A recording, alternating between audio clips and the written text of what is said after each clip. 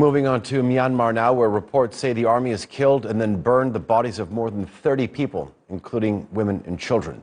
The bodies of the refugees sheltering from an army offensive were found in the conflict-torn Kyaw state on Friday.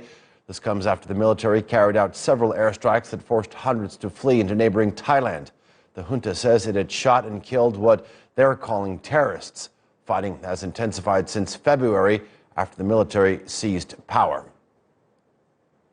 All right, let's bring in Kyaw Win, who is the founder and executive director of the Burma Human Rights Network. He joins us now from London. Kyaw, good to have you with us. People in the area are saying that these victims were actually fleeing the fighting between armed resistance groups and Myanmar's army. A witness even said that the bodies were tied with ropes before being set on fire. This is just simply awful.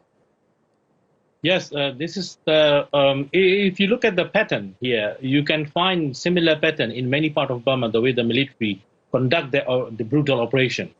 So this is a very systematic and widespread operation going on in Burma right now during this uprising, killing the civilians in brutal manners.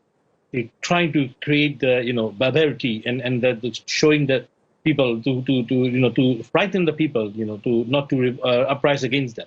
But the situation is gone beyond very far because you see that the killing women and children in such a manner and burning them alive, or nobody knows how they ended up their life.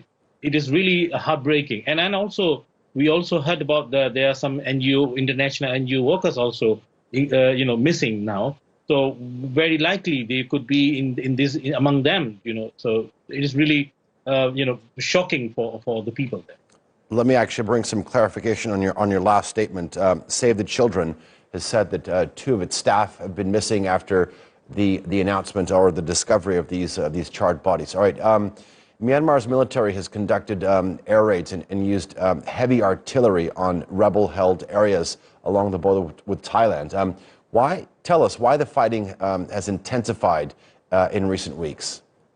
The thing is, you see, the military used to bombard the civilian populated area. This is how they try to scare they understand that they cannot defeat look at this ethnic arms group.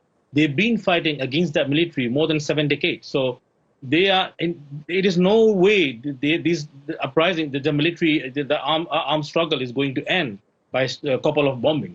But the point is, they are trying to killing more innocent people, civilians. So they try to create the pressure within the community to, if you're going to fight the state military, they are going to kill us. That kind of my mindset idea they are developing. But the point is now, it depends on the Thailand side, because the bombing and the shelling is heavily happened in between Thai-Burma border. And we also heard that there are 15 heavy artilleries were exploded in the Thai side. So Thai government is also sending their military, building up their military in the Thai-Burma border. But the thing is, they have a very strong, very good relation before earlier. So we don't know how the Thai military is going to respond to that. But the point is now, it come to that the military operation in Thai-Burma border is definitely going to build up, and there will be more brutality, more cruelty, more crime against humanity going to happen. Is it Thai government is okay with that? Because Thai people has been, long been bullied by the military, long time. So they understand how the cruelties the military can do with these people and then the border.